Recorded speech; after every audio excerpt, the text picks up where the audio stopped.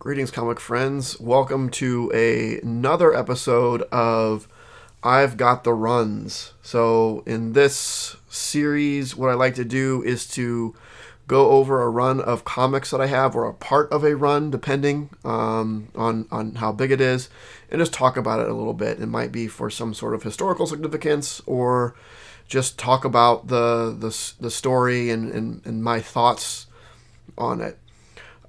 So over the past couple weeks, I've been catching up on my Silver Age Incredible Hulk. I'm pretty close to a full Hulk run. Missing just, well, I shouldn't say just, but I'm missing some big issues in there. But I do have issue 102 and on complete. So for Incredible Hulk, Volume 1 is kind of split. There is issues 1 through 6, and then it stopped, and it came back in issue 102 and went on. Tales to Astonish turned into Incredible Hulk, so there was a Tales to Astonish 101, and then it turned into Incredible Hulk. I've read 1 through 6. I've read all of his appearances in Tales to Astonish, so now I'd gotten to reading when it came back to Volume 1.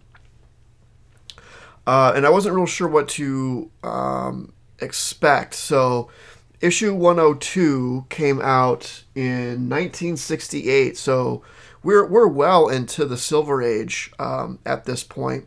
And reading 1 through 6 and his stories in Tales to Astonish, it felt very Silver Agey. What I wasn't quite ready for, and it took me a little while to kind of get into it, is that starting with around 102, Incredible Hulk has a very Golden Age feel. And I've read up through 120. So we'll talk about 102 through 120 as far as I've read up to. So 102, excellent cover of the transformation of, I suppose you could view it either way, Bruce Banner into Hulk, or Hulk down into Bruce Banner. And it does this sort of scene quite often in the Silver Age, the sort of transition scene, until a little bit later it just kind of stops doing it. It's one panel he'll be Bruce Banner, and the next panel he'll be Hulk. So 102, fantastic cover. The first handful of issues here are written by Gary Friedrich, and there's some issues written by, I think, Roy Thomas shows up, but at some point Stan Lee goes ahead and takes back over. For art duties for the first couple of issues, it's Marie Severin, but for a good chunk of it, then it's Herb Trimpe, and Herb Trimpe's art, he'll do both covers and interiors, and there's some other artists and inkers and every once in a while a writer in there, but for the most part, that's sort of the creative team that's going to be covered here. Even his art, I think, calls back to the Golden Age. So the Golden Age and the Silver Age have a very different feel. They're obviously both very campy, but the Golden Age, I think, more so has a lot of sort of like unexplained things happening, or things just happen because they need to happen. There's also a lot of rays. From the amount of Golden Age books that I've read, there's always a ray that does something, that whatever needs to be done, it doesn't make sense, right? It's pure super science fiction. My anti-gravity ray, my anti-mass ray, my anti-colorization ray, I don't know. Whatever needed to be done, there's a ray that just did it. And it's a lot of stuff like that in here. And not just like that, but a lot of rays. And I don't know how else to explain it other than it has a very golden age feel to it, which again is very strange considering that this is starting in 1968. Again, it's well into the Silver Age. We're starting to creep up on the Bronze Age here, and it's done by Stan Lee. A good chunk of this part of the run is written by Stan Lee, who has written a lot of other Silver Age stuff by this time that didn't have that Golden Age feel. And I think there's sort of reasons for that. But let's kind of look through the rest of the run here. So 103, my 103 really needs to get replaced. You can see there was a sticker on this at some point. I had an opportunity to buy this 103 when I was putting the run together, and it was really cheap, so I just kind of got it. So it's like I've checked that off the list, and maybe I'll replace it at some point. Maybe not. I don't know. If I run across a good copy of it at a decent price, I will. 104. This is a great. I mean, these covers are fantastic. This is, I believe, this is a Marie Severin cover. Featuring the Rhino. I don't have my 105. My 105 is off being graded. I sent it off to get graded for a couple reasons. It was in pretty good shape, and also it's one of my favorite Hulk covers. It's not one of the most iconic Hulk covers, but it is one of my favorite Hulk covers. And I believe it also is a Marie Severin cover. So go look that up.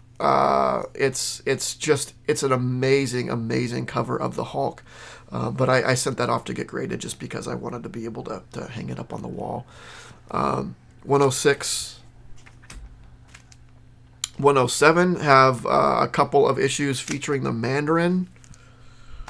There, this one features the Mandarin as well. Nick Fury also shows up over here in this issue. I'm sorry, that was 108. 109, we visit the Savage Lands. We hang out with Khazar and Zabu for a while. It's pretty fun. This is still in Savage Land. We're getting a lot of 2-issue arcs, and a lot of the story of the second issue very easily blends into the next. So in this one, for example, it ends with Hulk falling down, the Mandarin knocking Hulk down a hole, and that hole lands him in the Savage Land. So it's all pretty well connected. 111, Hulk in space. Hulk has a very storied history of being in space, which seems kind of strange, and maybe I'll talk about that a little bit when I kind of just talk about some of the general Hulk stuff that I want to. 112. I think we're solid into Trimpy territory here with the covers. I mentioned that Trimpy's, I don't remember if it's Trimpy or Trimp, the way it's pronounced, has a very Golden Age feel as well, where the facial details are a little more overly detailed than what you generally see in Silver Age books, but what you would kind of see in Golden Age from time to time. Hulk 113, fighting the Sandman. This was pretty fun. Again, this was another 2-issue arc. Sandman was there, and then the Mandarin showed up again, where they teamed up to take on the Hulk. To little avail. A return of the Leader, one of Hulk's biggest villains, who first appeared in the Tales to Astonish run, very early in the Tales to Astonish run, issue 62, 63, I believe. And he had a fairly prolific run in Tales to Astonish. I think his arc ended up being like taking up 5 issues in Tales to Astonish or somewhere around there. Now, given Tales to Astonish, Hulk was only given half of the issue. The other half at that time was given to Giant Man. But still a fairly healthy stint of a single arc featuring the leader. So this is the leader returning with a little bit of an updated look. In this case, kind of more to the leader that we knew for a longer time than as what he appeared in Tales to Astonish. But another great Hulk cover. 116, 117, still hanging with the leader here. The leader comes and works with the army to help get rid of the Hulk, and of course turns on the army, obviously. 118, fighting with the Submariner again. He gets down in Atlantis, actually. It's kind of fun. 119, so here this is with the Inhumans, with Maximus and his crew of traitors. This isn't the first time he's ran into the Inhumans, and particularly dealt with this group of Inhumans, as we'll see in a second. And 120, and this is as far as I've read. But along with that was Hulk Annual 1 or King Size Special 1. This is where Hulk first runs into the Inhumans, and then in 119 runs into them again. So he is familiar with the Inhumans. But one of the most iconic Hulk covers, I think one of the most iconic Marvel covers, or just comic covers in general, the Hulk with Hulk coming down on him. Another great Marie Severin cover there, just beautiful cover. And then in this time was also the Hulk ended up getting his second annual as well. However, this is reprints. It's a couple page. I think it's taken straight from Hulk 1 of him getting becoming the Hulk, and then the rest is reprints from Tales to Astonish, including a story with the Chameleon and that arc of the leader, of the first appearance of the leader in the arc where the leader creates the humanoids and Hulk is battling the humanoids alongside the army. Another great thing that we see in this portion of the Hulk run is, I can find it here, number 110, I believe. Yes, number 110. The first time we see this iconic trade dress of the Hulk bricks, right? The issue before it, 109, they were starting to do some cool stuff where the Hulk is in the side of the mountain here. But starting at 110, we get that iconic, the Hulk bricks, and then we kind of see that going forward, which I love whenever that shows up. So what I kind of want to talk about with this part of the Hulk run, I've kind of mentioned already, how it has a very Golden Age feel. And Golden Age stories were generally very standalone, and this is no different. Aside where some stories may take multiple issues, but the stories themselves don't do a lot to change the state of the world, right? You read something like X-Men, other Stan Lee stuff like X-Men or Amazing Spider-Man, and even early on, before this stuff came out in the Silver Age,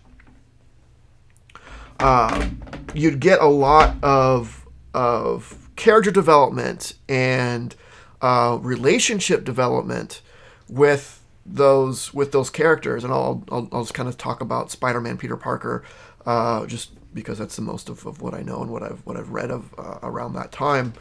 But you get a lot of development with the characters and with the character and their relationships with other characters. Peter Parker has relationships with with Betty Brant and Ned Leeds and Aunt May, and Harry Osborn, and eventually Gwen Stacy, and all this, and they develop and mature these relationships, and Peter Parker learns from his mistakes and has flaws, and gives up being Spider-Man, and all this. There's all this character development, but we don't really see that with the Hulk, at least to this point, which is something that kind of surprised me. But then I started thinking about it, and I think the Incredible Hulk is a character even today that's very difficult to write for, because it's not a character that lends himself well to development. For the most part, Hulk is big, strong, dumb green guy, and he doesn't really have the mental capacity to make relationships. And whenever he tries, he misinterprets those relationships and thinks people are enemies, and automatically becomes antagonistic towards them.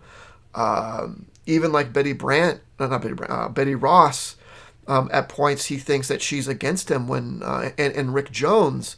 They are there, but their relationship never grows. It's always Betty loves Bruce and doesn't want the Hulk killed because that would kill Bruce. But there's no relationship that grows really between Hulk and Betty, or even Bruce and Betty, because he's most of the time he's on the run or spending his time as Hulk. Same with Rick Jones. He wants to save Hulk because he knows what's going on is not really his fault, and he misunderstands. But that's what all Hulk does, is misunderstand.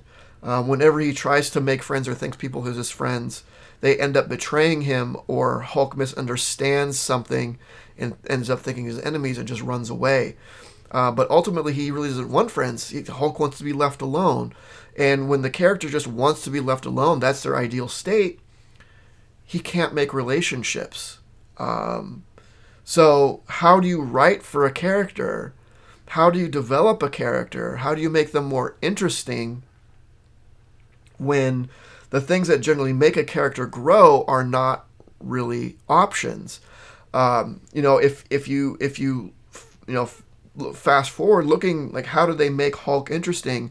Well, they put him in different situations, or they change him as a character, right? They make him smart, right? You have your Grey Hulk, your Professor Hulk, and that way he's able to create relationships because he becomes smarter and isn't just running from everybody all the time and doesn't want to be just left alone. He actually has the mental capacity to create those relationships. Or they shoot him into space, right? Like I said before, like, Hulk has a very storied history with space. Like, what do we do with the Hulk? Well, shoot him into space and have him to deal with some aliens that he can beat up, because there's no lasting repercussions if he goes and beats up a bunch of aliens that we're never going to see again. That was the whole thing of World War Hulk, right? They shot him to space, and he ended up, like, becoming a gladiator and taking over, and that worked really well for the Hulk. But World War Hulk wasn't really about the Hulk. It was about the world around him and the characters they made around him. But he was still just, and he resisted making friends in that. He ended up making some friends, some comrades at least. And you look more recently at Immortal Hulk, which I think was a fantastic run of the Hulk. But it really wasn't about the Hulk character. It was about the Hulk mythos and all of the Gamma-related characters around the Hulk dealing with him. But the Hulk was hardly a character in Immortal Hulk. If you go back and read it or think about it, he was the force of nature that he is, but he wasn't really a character. He was a threat. But the main characters of Immortal Hulk were Betty, Rick, Leader, Doc Samson, and the Gamma Flight who showed up or formed were the only real what I think were actual characters.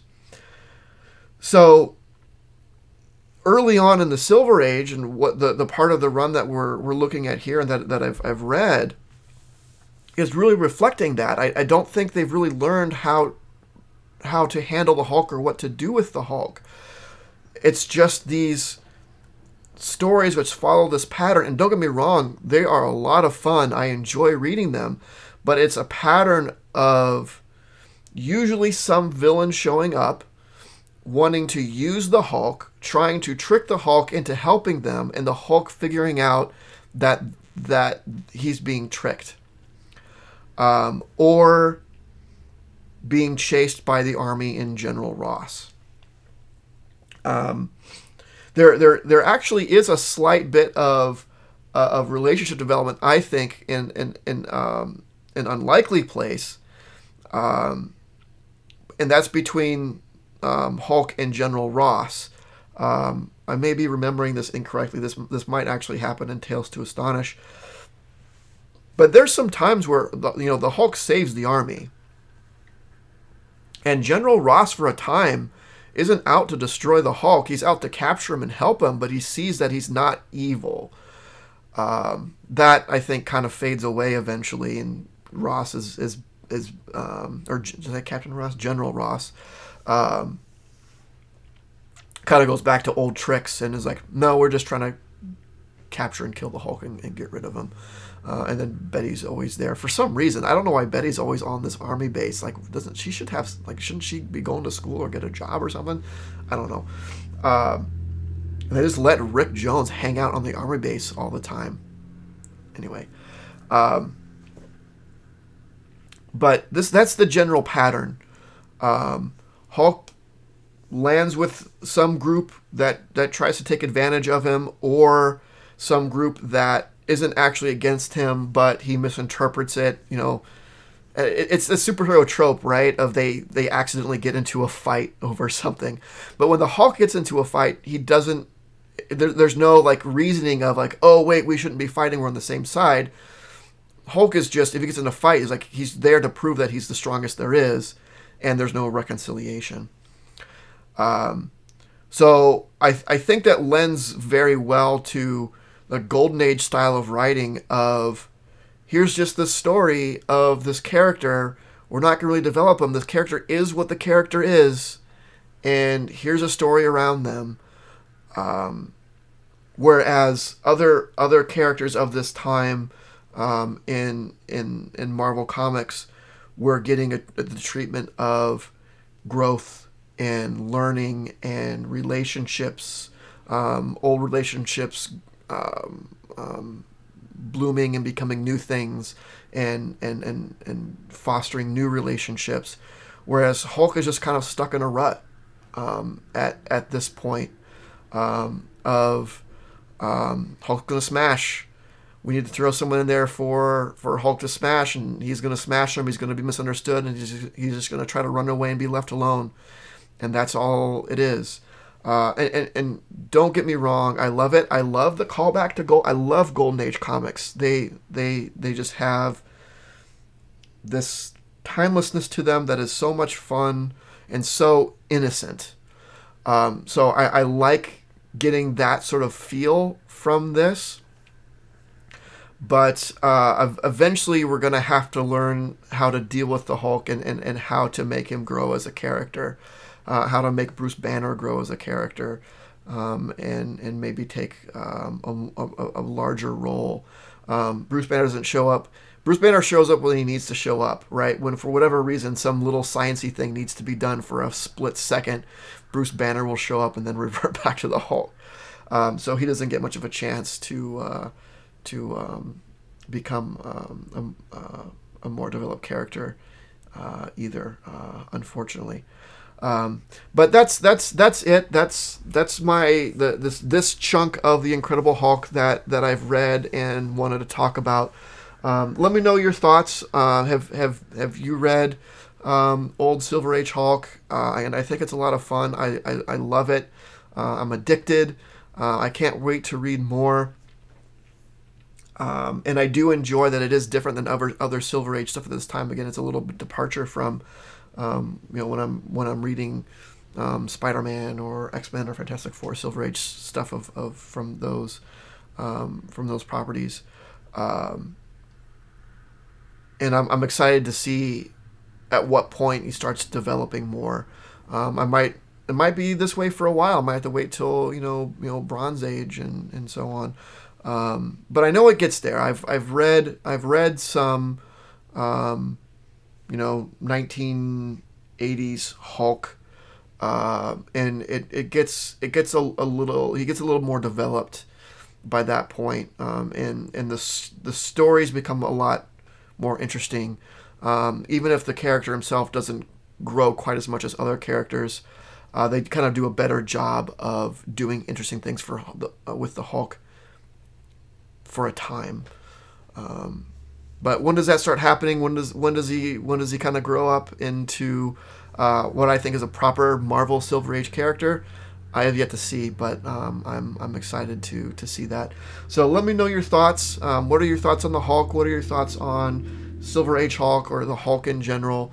Do you agree with anything I've said here? And I think it stands to this day that the Hulk is a very difficult character to write for, as opposed to others, which again have all these relationships. I think it goes to show, how many iterations of the Hulk have we seen, right? Spider-Man for the most part has been Spider-Man. He's been Peter Parker. There's been things where we've had Ben Reilly and Doc Ock took over or whatever, but the core of Peter Parker has kind of stayed the same. He's grown as a character, but Hulk we've had original Gray Hulk, which turned into Bruce Banner turned into Hulk with the full moon originally, going through. He just kind of turned into Hulk whenever it fit, to it being based on anger, and then we have Joe Fixit and Professor Hulk and our kind of smartish Hulks along the way, and back to dumb and Immortal Hulk. So many iterations of this character, where that's how they develop the characters. They turn them into something completely different. It's like an overnight thing where he gets exposed to gamma radiation again or something, and now he's this version of the Hulk. It's not a progression of this Hulk turning in becoming Joe Fixit, becoming Professor Hulk. It's this quick change into like Hulk's just this now, which I think goes to show that he's a very difficult character to write for, and it's showing here. So let me know your thanks. Let me know your thoughts or your thanks. Like, comment, subscribe, do all that stuff. I'm real interested in what people out there have to say, just because I'm really into this run right now. Since I recently completed this 102 and up run, so I was really excited to dive into it and start reading it, and I've gotten a little bit into it, and I'm really digging it. So let me know what you think. Thanks for watching, and of course, don't forget to make yours Titan. This video is brought to you by Titan Comic Pressing. Follow us on Facebook and Instagram at Titan Comic Pressing LLC.